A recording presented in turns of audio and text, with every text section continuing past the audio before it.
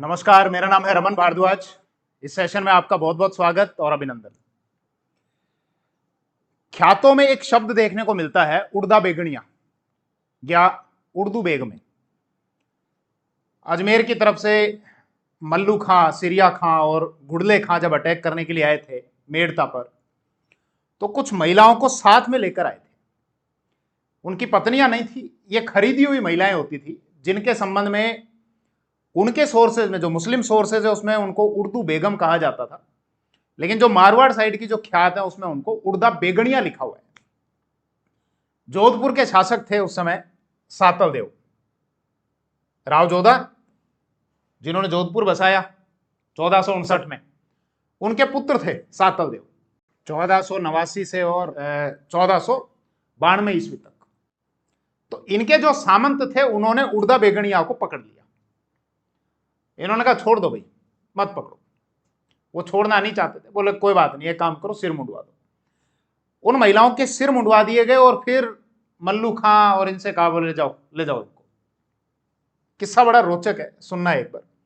और यही वो समय था जब मारवाड़ का एक प्रसिद्ध नृत्य है घुड़ला नृत्य, वो उसी कारण वहां पर शुरू किया गया था क्योंकि एक युद्ध हुआ था। ध्यान देना विषय क्या है। वैसे ये राजस्थान की हिस्ट्री का स्पेशल बैच है। भारद्वाज क्लासेस की एप्लीकेशन पर पूरा बैच आपको मिल जाएगा। आप इंटरेस्टेड हैं तो एप्लीकेशन डाउनलोड करो और ज्वाइन कर सकते हो। 1489 ईस्वी में जोधपुर के शासक राव जोधा की मृत्यु हो गई। राव जोधा की इच्छा थी कि मेरे बेटे सातल को अगला उत्तराधिकारी घोषित किया जाए। हालांकि होता क्या था कि राजा का जो बड़ा पुत्र होता था वो ही अगला शासक बनाया जाता था, लेकिन जोधा के जो सबसे बड़े पुत्र थे निम्बा, उनकी तो पहले ही डेथ हो चुकी थी। इसके अलावा जोधा के ये जो पुत्र थे बीका, ये भी बड़े थे, सातल से बड़े थे, लेकिन बीका पिता की आज्ञा मानते थे। और एक बार दोनों जोधा और बीका छापर द्रोणपुर में बैठे हुए थे। राजस्थान का चूरू जिला है, इसको छापर द्रोणपुर कहा जाता था पहले, ये वाला जो हिस्सा है। गुरु द्रोण का कभी यहां पहले आश्रम हुआ करता था, वो महाभारत काल वाले, तो इसी के कारण इस क्षेत्र को कहा गया छापर द्रोणपुर। तो ये लोग अटैक करके आ रहे थे। दिल्ली का जो सुल्तान था बहलोल खां लोधी, उसका एक सेनापति था सारंग खां। उस सारंग खां को ये मारकर और फिर वापस लौट रहे थे अपनी अपनी रियासतों की तरफ।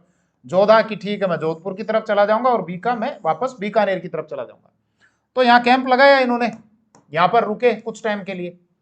और जोधा ने कहा अपने पुत्र बीका से कि देख बीका, तू आज्ञाकारी है, मैं तेरे से कुछ मांगू। तो बीका ने कहा पिताजी आप कैसी बात कर रहे हो, आप आज्ञा करो। बोले देख, तूने अपने बाहुबल से एक अलग राज्य स्थापित कर लिया है। और बात सही थी, बीका योग्य थे और बाहुबल से एक अलग राज्य स्थापित कर लिया था।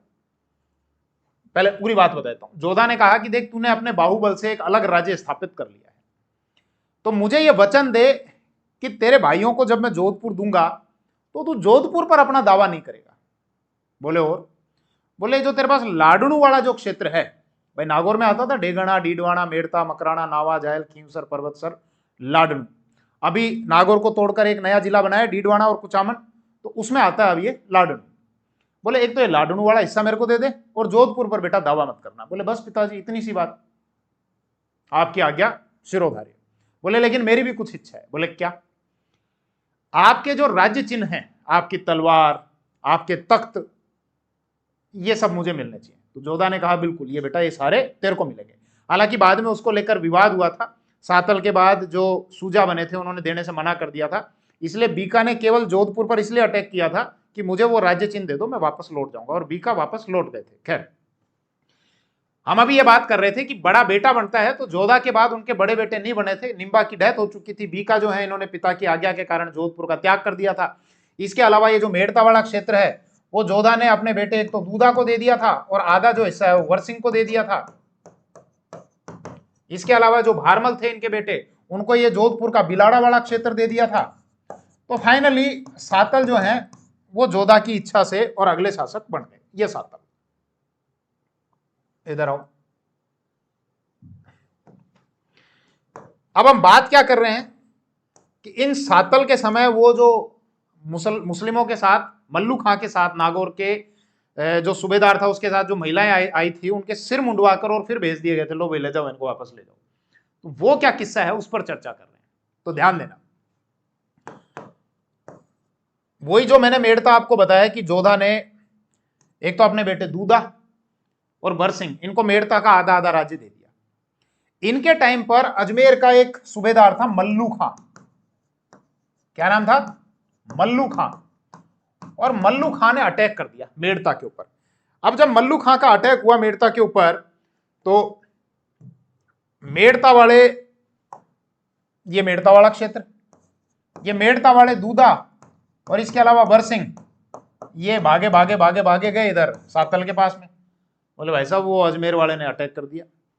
अब ये मल्लू खां कौन था, तो ये देखो मालवा या जो मांडू वाला जो क्षेत्र है ना, ये मालवा या मांडू, यहां का शासक था नासिर शाह। इस नासिर शाह का व्यक्ति था ये मल्लू खां, जो अजमेर में बैठा करता था, अजमेर का सूबेदार था ये मल्लू खां। इसने अटैक किया और अटैक करने के बाद ये इतने से ही संतुष्ट नहीं हुआ, मेड़ता पर तो कब्जा कर लिया, आगे और बड़ा, एक जगह आती है पीपाड़, यह जोधपुर में। पीपाड़ में कुछ कन्याएं थी, कुछ महिलाएं थी मारवाड़ की, वो गौरी पूजन कर रही थी, उनका अपहरण कर लिया इसने और उनका अपहरण करके उठा ले गया अपने साथ में। सातल को ये बात पता चली, सातल गए और सातल ने अटैक किया। अब एक तो ये था मल्लू खां, मल्लू खां का एक व्यक्ति था सिरिया खां और एक व्यक्ति था गड़ूला। इसी गड़ूला को आप पढ़ते हैं गुड़ले खां, ये गड़ूला या इसी को पढ़ते हैं गुड़ले खां।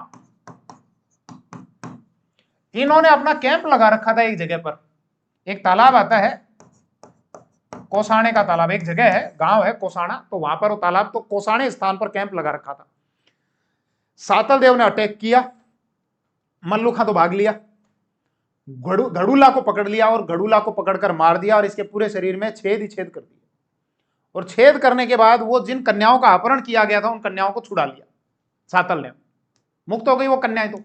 और उसका छेद किया हुआ जो शरीर है, पूरे शरीर में जो छेद कर रखे थे, ये कहा जाता है उसके सिर में तीरों से छेद कर दिए थे, इसलिए उसका सिर छिद्रित था या शरीर जो भी था, तो वो कन्याओं को दे दिया कि लो भाई तुमको यही अपहरण करके ले गया था। बोले हाँ, बोले ये लो पकड़ो इसको।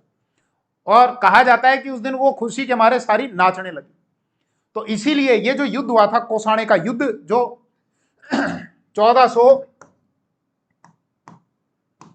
1492 ईस्वी का हुआ था, जिसमें सातल ने अटैक किया, गड़ूले को मार दिया। और हालांकि सातल खुद भी बहुत ज्यादा घायल हो गए थे, इसलिए वो खुद भी मृत्यु को प्राप्त हुए।